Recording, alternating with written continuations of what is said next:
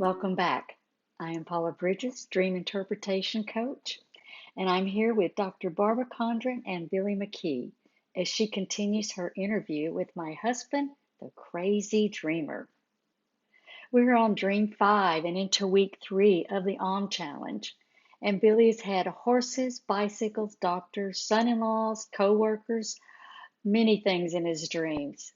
And if you haven't seen those first 4 dreams, check them out. Now, in the following, Dr. Barbara discusses what it means to drive a car with Billy's wife, me, down a dirt road, and this involves a river. Don't miss it.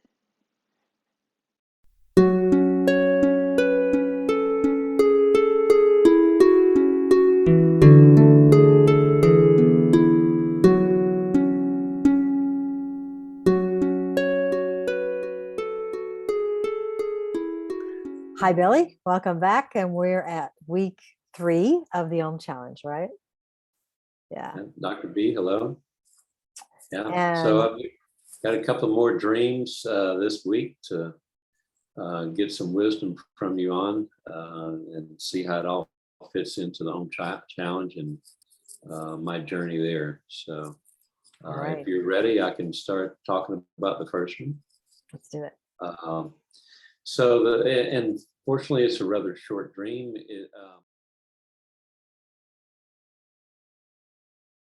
I'm driving a car, and my wife Paula is sitting in the front passenger seat.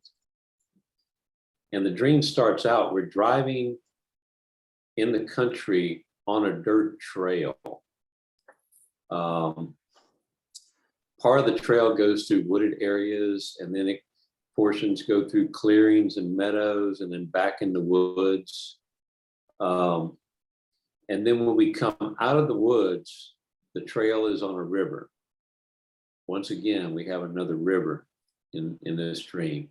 Now, this river, it was fast moving. It was actually flowing towards us. So as we're driving on this part of the trail, we're going upstream.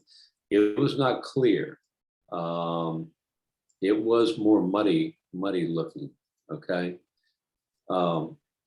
So when we come out of the woods and we're driving next to the river, we're actually on a part of the trail, like a dirt road, that is about 10 feet above the water. And then the rest of the land that we just came from is about 20 feet above us. So it's almost like we're driving on a cliff, sort of, but it's all dirt, okay?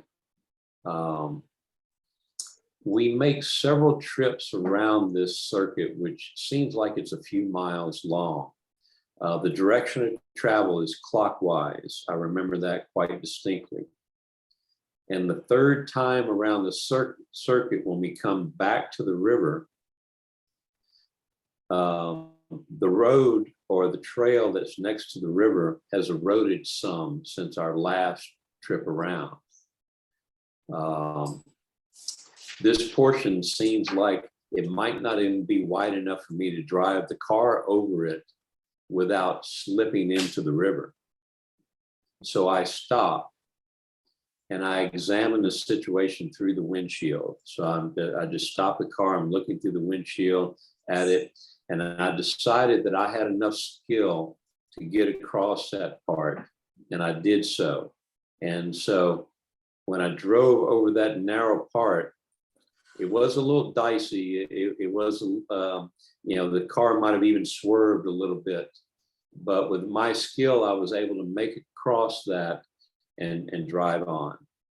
And there's the end of the dream. What do you make of that? What do you see in that? Well, I've always been pretty confident, sometimes overconfident in my driving abilities. So like a lot of men are, I suppose. But I really didn't. I was concerned about it. I didn't have any fear of it.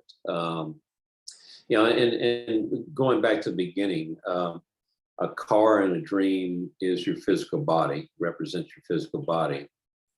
And the fact that I'm driving and someone else isn't driving, or I'm not sitting in the back seat, means that I'm in control of my physical body. And then there's also a level of commitment there with my wife being in the car with me, a high level of commitment. And then we get into wooded areas, and dirt, maybe a subconscious existence and all that, which, I have an elementary understanding of, enough to where I can kind of grasp it internally, but not where I'm comfortable explaining it, where someone else could understand it. So I'll let you take over. Well, my thought in hearing you say that is you're a very intuitive individual. And as a man, more men are respecting their intuition. I think because they see it as instinct, and quite often it's talked about even in popular literature now as gut instinct, and that your gut instincts will always serve you. They usually won't steer you wrong at all, and to really trust those. So that's how most men come by intuition, and yet you have a refined sense of that. From my knowledge of you, you heed it more, you recognize it more, you look for it, you don't resist it, and so the subconsciousness that's coming into this dream by the wooded area and the road that's dirt. It's not a paved road. It's virgin territory kind of, and it's even kind of dangerous because it's that way. It's kind of like, it's not jungle that you described, but that's kind of the idea that I have from things that I've seen with jungle roads and getting really close to the edge and that kind of thing. It has that kind of almost excitement to it. And the fact that you're with your wife, because your wife is commitment, yes, to self, but it's to your subconscious mind.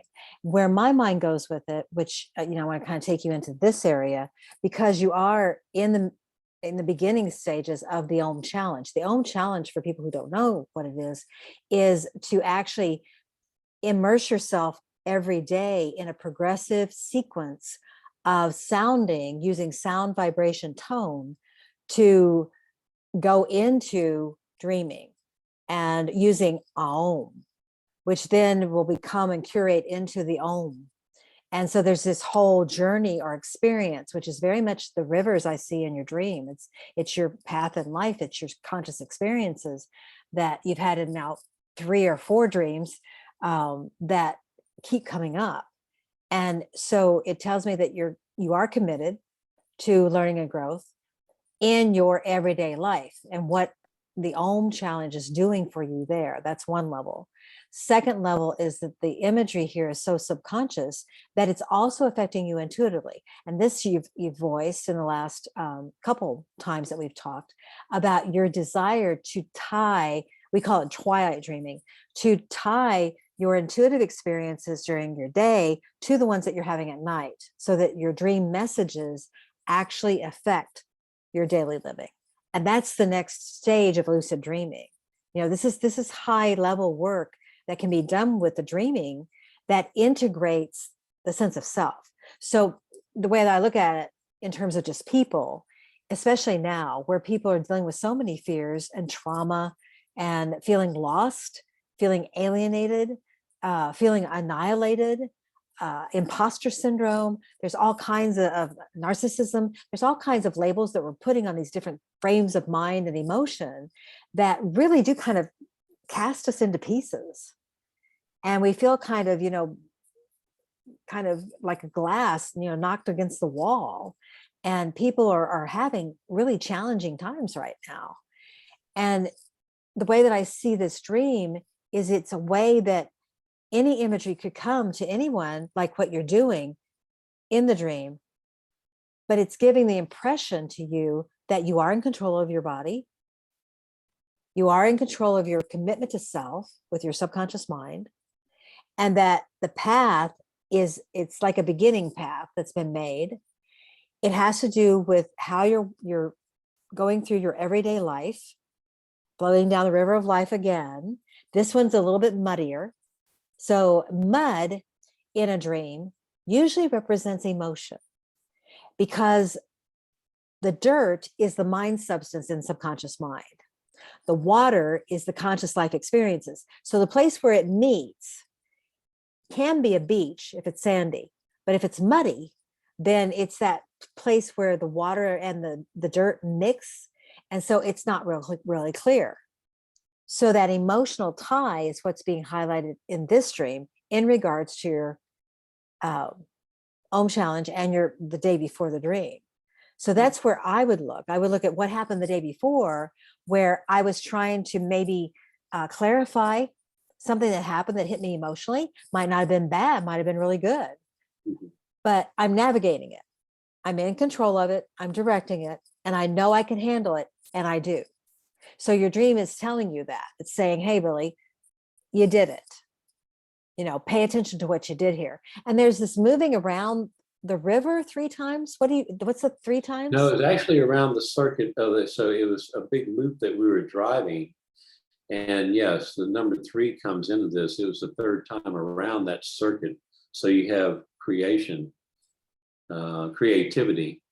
come into play. And there has to be some significance to it being the clockwise direction, because I distinctly remembered that, what direction we were driving. Yeah, so the clockwise, this reminds me of the dream consciousness circuit. It reminds me of the spiral evolution that we talk about in the Om sequence some, in terms of how you can quantum leap. You don't have to be, oh my God, here it comes again, or this is just like my former relationship, or a lot of people do that. They just kind of stay stuck, and they feel stuck in the same situations and circumstances. You don't have to do that. The more that you're self-aware, which is why we pay attention to dreams and work with them, because they take you to a different place. Dreaming always leaves us in a different place than where we began, always.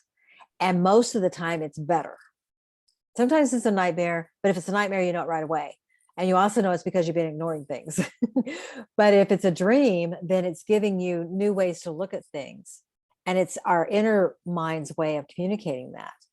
That's something else that I think is even deeper in significance. If we go to another level, just like your dream, this is like the 3rd rung of looking at it, is the fact that with the practice of the Om challenge, the way that you're encouraged to begin each practice is with something called Dirghaswasam. Dirghaswasam is Sanskrit, which means complete breath. So you've had instruction on what that complete breath is, and that's growing and building as well. And you take 3 of those. 3 of those, yeah. Which is your rounds, right? So you're looking at a dream that feeds back to you, because this is your 16th or 17th day. And so you've been doing this for quite a while. At the time of this dream, it would have been the 14th day. Okay. So 14th day, you've done it for 2 weeks. Yeah. So this dream is feeding back where you are with becoming consciously aware of the breathing. In other words, breathing for most people is unconscious. It's an unconscious activity. It is controlled by the subconscious part of their mind. And it took me a long time in the beginning to really clear, it's kind of like what you're talking about with getting clear about intuition, for me to clarify to my satisfaction the difference between unconscious and subconscious. Because in the beginning, they're the same, because people are unconscious about the subconscious mind. They don't pay any attention to the fact that their heart's beating and they're breathing, and that is absolutely necessary for them to have physical life. They take it all for granted. There's no appreciation or gratitude there until you wake up and realize, wow. And usually it's from loss. It's like when we get a cold or we have a respiratory disorder or something where we can't breathe anymore, or we have allergies. Then all of a sudden we're mourning what we're losing. Right. Which is a hard way to learn, right? So that's just a little commercial, if you will, for conscious breathing, it is always worth the investment. It's always worth the time that we put into it, because it's harmonizing and it's taking actually some of the load off the subconscious mind, so that the subconscious mind can give us other experiences like the dreams. It opens up that space. Conscious breathing, I mean, I found out it can help a person get through so much, even anxiety, anything. We've talked a little bit about it in the past. I engage in athletic competition now, still at my age, being a triathlete, and I've had situations where I've been on a long bike ride, and start thinking about, whether I'm doing good enough, or the traffic or the weather or the wind or whatever. And immediately, sometimes a little longer than others, but usually fairly quick, I can say, wait a minute, just breathe and breathe through it. And, even riding face on into a 20-mile-an-hour headwind gets easier when you do conscious breathing. Now how does that happen? Well, the mind makes it happen. So, and the fact that you're in control of the vehicle in that dream, in control of your car. So that's the symbol your subconscious mind is telling you, that you are in control of your body. So it's almost like your subconscious mind is giving you not only license, but also almost like a pat on the back, that you are becoming consciously aware of what before was a subconscious function. So it's an affirmation dream on one level, is how I would see it, for the work that you put in. It's also, in another way, a health dream, because you get to the point with the car where it could be in danger, but you trust yourself to keep moving and everything works fine. Yeah. So it's moving through changing the body, because the underlying part of the Om Challenge is the beginning of recognizing your healing presence, recognizing the influence of your presence, spiritually, mentally, physically. Physically, yeah. Yeah. And the fact that your aura, your electromagnetic radiance that actually comes from your spirit and your body, has an impact in the environment. And that depending upon each one of us, we can have a healing effect everywhere we go. And you've met people that have that naturally. They don't have to think about it. Right. It's like they just walk into a room and they light it up, we say, or something like that. Yeah. And so that's part of this Om Challenge, is introducing people to knowing themselves. And then there's deeper work to really curate and develop that healing presence. And that's incredibly helpful, particularly, I think, as a parent with children. It's, or anybody who's around children needs to know their healing presence. Coaches, counselors, consultants, anyone in the healing field, certainly health practitioners, can benefit from this study, which is really so simple and so easy. And it's all about you. Well, just in the workplace, being a coworker, bringing calm and clarity to a situation, just by being there with your healing presence, when other people are about to freak out, about something, helps a lot. Yeah. Yeah. And then you had another dream. I do. So. Thank you for staying to the end. We learned about dream feedback, commitment to self, Dirga Swasam, the complete breath, conscious breathing. And in the next dream, Billy is in a contest like American Idol, but his song sucks. You'll see a crazy lady, and then we wonder, how does that make you feel, Billy? Stay tuned to part 11 and dream number 6. Don't miss it.